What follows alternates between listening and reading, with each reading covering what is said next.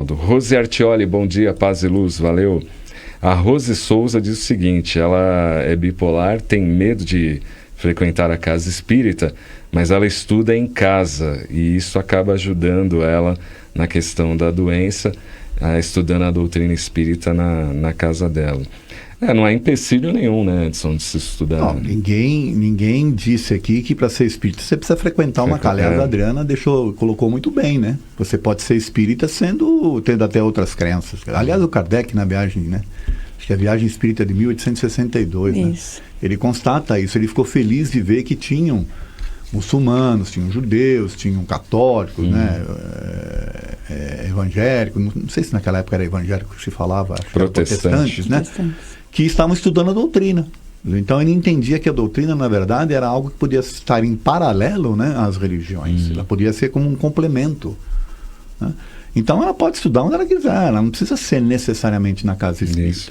O que tem de diferente, na verdade, na casa espírita é a oportunidade da inter-relação, né?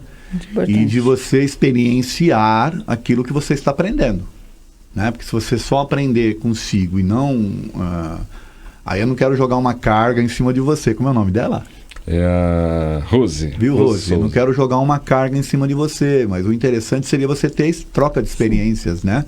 Quando você tiver condições de fazer isso, você se sentir fortalecida nesse aspecto, né? Dividir isso que você está aprendendo, entendeu? Isso é muito legal. Até porque a gente tende a criar ideias cimentadas, né? Então a gente precisa realmente sempre de um grupo, às vezes, para poder que essas ideias fiquem um pouco mais... Fala isso, eu queria comentar. Eu queria fazer um comentário de que é uma questão que eu sempre coloco para os alunos, e eu vou colocar para os ouvintes também. E até para nós aqui, né? Porque quando a gente aprende a doutrina, a gente vai se encantando com ela, a gente quer, levar ela para o maior número de pessoas, né? E a questão que eu faço e se tiver alguém da sua família que não quer ouvir a doutrina? Você vai insistir em levar a doutrina para essa pessoa? Ela não quer ouvir, ela não quer saber, ela não está preparada. Você vai insistir? Isso é ser caridoso, isso é ser um espírita, esse é o papel do espírita, ou seja... ou tem que respeitar, né, e através do seu comportamento fazer a pessoa começar a procurar o entendimento. Isso é uma questão para se pensar, tá? Acho que entra bem naquela frase que o Hildo costuma colocar aí no programa, e ele fala, não faça, seja. Então, às vezes, quando você quer levar, você está fazendo a exposição doutrinária, mas ser a exposição doutrinária é ser na sua própria existência. É diferente, né, na prática. E o mal? Muita gente questiona, por que o mal predomina, né? Já que somos espíritas, poderíamos fazer mais ou atuar de uma outra maneira.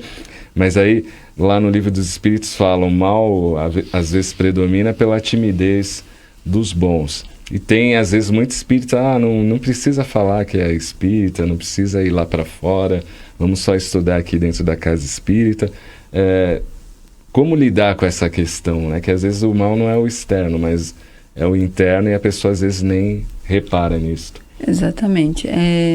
O mal, ele é uma consequência do nosso período evolutivo, e aqueles que já entenderam o caminho que deve ser tomado, as posturas morais que devem ser assimiladas por cada um e tomadas como atitude diária, muitas vezes eles se calam diante de certas circunstâncias ou situações por essa timidez, né? Então eles vão vibrar, vão orar, mas quando pedia mais, agir, né? Então muitas vezes eu falo que também está lá no Livro dos Espíritos, se não me engano, ali que contém essa questão de quando você observa o mal, e o mal ele atinge muitas pessoas e você também não faz nada para modificar esse mal. E que isso significa que você também está incorrendo em erros, porque na verdade essa covardia, né, também tem uma questão de se reservar, porque assim eu não me exponho, não me estresso. Mas nós sabemos que a qualquer transformação moral, isso que ficou implícito do surgimento do Espiritismo, é que era necessário que a gente caminhasse um pouco mais rápido nessa transformação moral.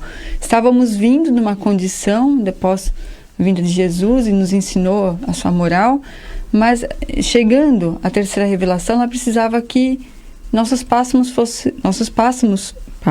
estou enrolando a língua, fossem mais rápidos. que essa transformação se desse mais urgente.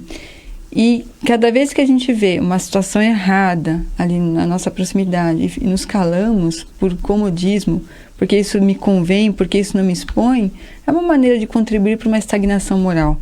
Então a gente precisa realmente pensar mais na doutrina, no que ela vem nos propor. Fala, Edson.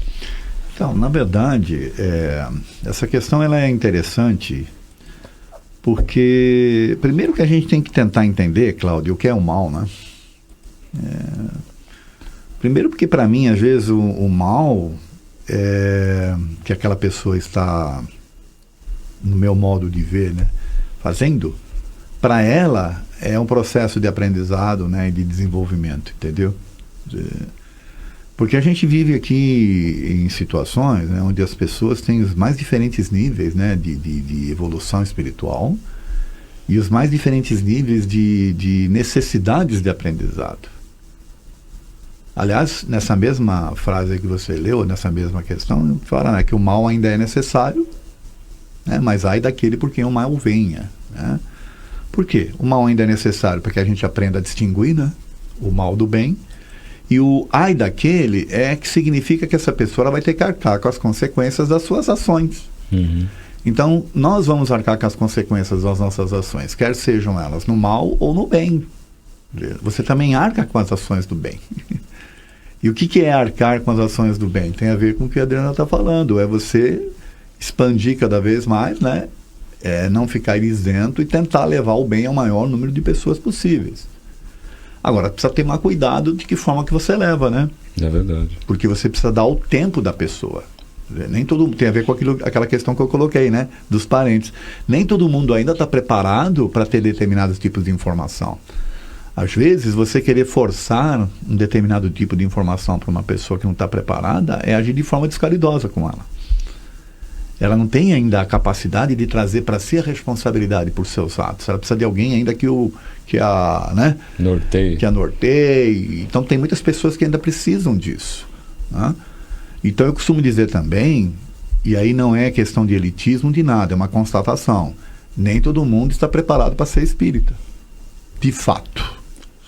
O de espírita que eu falo é esse, que assume para si a responsabilidade por sua transformação. Né? E que não fica preso a esses dogmas, a essas ideias pré-concebidas e por aí afora. Né? É alguém que estuda de fato a doutrina e que exemplifica, né, da melhor forma possível.